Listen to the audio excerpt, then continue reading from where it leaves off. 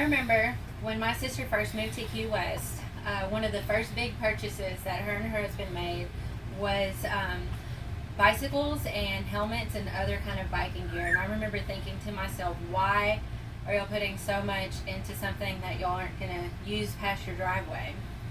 Well, my first long trip that I took to see them, I was there for about 2, almost 3 weeks, and I quickly realized that the reason why is because bicycle commuting is really common there, and almost everybody has a bike, and that's how a lot of people get around in Key West.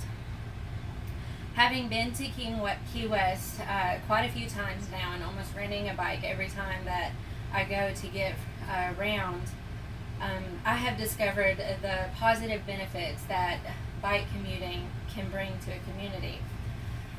It's not common where I'm from, which is the Atlanta, Queen City, and Bloomberg area. It's lacking in policies and infrastructure, and I believe that with enforcement of bike-friendly laws and policies, as well as infrastructure such as bikeways and sidewalks, that my community and the other communities around can benefit from these positive things that bike commuting can bring. I realize not everyone here with me today is from the area that I'm from, but if your community is also lacking in high levels of bike commuting, it can also benefit from these things too. The communities I'm from is from Atlanta, Bloomberg, and Queen City, and I'm talking about all three because I live really close in the middle of all three of them. Atlanta has a really nice downtown area, and Bloomberg is rather small, but a lot of the things inside Bloomberg are really close.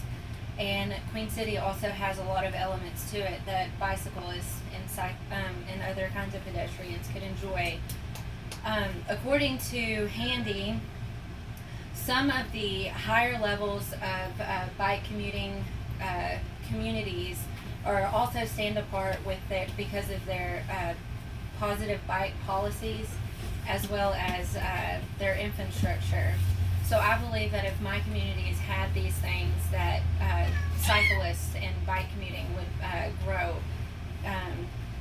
According to Burke, many potential cyclists may be dissuaded to travel by bike if they have the idea that they have to share the road with cars. So growth could accelerate due to these policies and infrastructure. Burke also said that there is a thing called safety in numbers, which means that the more cyclists there are, those numbers could grow, and reducing car travel could make cycling and bike commuting more safe and pleasant. I believe that one of the benefits that will come from this is family activity. Parents would feel safer about letting their kids ride bikes past the driveway by themselves to go get a Coke from the store, or together as a family to go rent a movie, or even to the library or park. One of the things that I've seen in Key West was the benefit of these family activities, and there are plenty of bicycle accessories that help with these, such as chairs and seats for little kids, and buggies that they can sit in, as well as bikes that attach to the back of a parent's bike. McKinsey explains that another important fact of family riding the bike is that parents can influence their kids in a healthy lifestyle.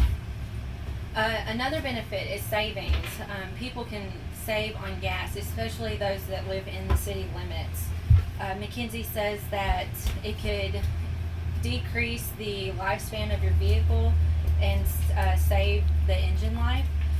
He explains that driving short distances inside a city limit, your car, the motor oil doesn't heat up and lubricate all the components of an engine, so therefore you could possibly have unnecessary wear and tear on your engine, and riding a bike inside of city limits would kind of decrease that. He also says that maintaining a bike versus maintaining a vehicle is cheaper. If somebody lived inside the city limits of Atlanta, Bloomberg, or Queen City and wanted to get a job but didn't have a way to get around, they had enough money to get a bike, but yet vehicles are so much more expensive than a bike. If our community had these bike-friendly laws and infrastructure, they might feel more confident to just buy a bike instead of a vehicle, so that way they could get to work because one of the things that I do when I go to to Key West is I rent a bike instead of a car because of the significant difference in the price.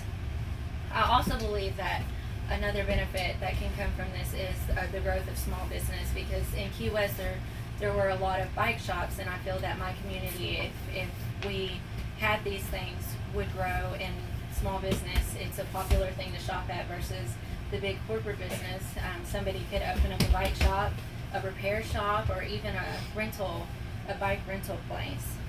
So in conclusion, I believe that with the use of policies and infrastructure, that the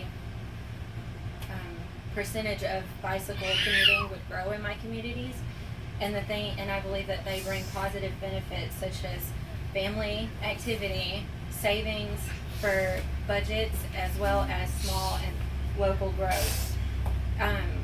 It's something that can be enjoyed by many other communities, not just mine. And I hope to see this grow in my community eventually. It's not just an activity for kids to enjoy in their driveway or in the small section of the street in front of their home. It's also a very beneficial thing that adults can use. And the next time that you find yourself in a city or a town that has these policies and infrastructure and has a area where you can rent a bike instead of a vehicle, I encourage you to maybe think about and try renting a bike for a day and enjoy and explore this type of commuting for yourself. Thank you.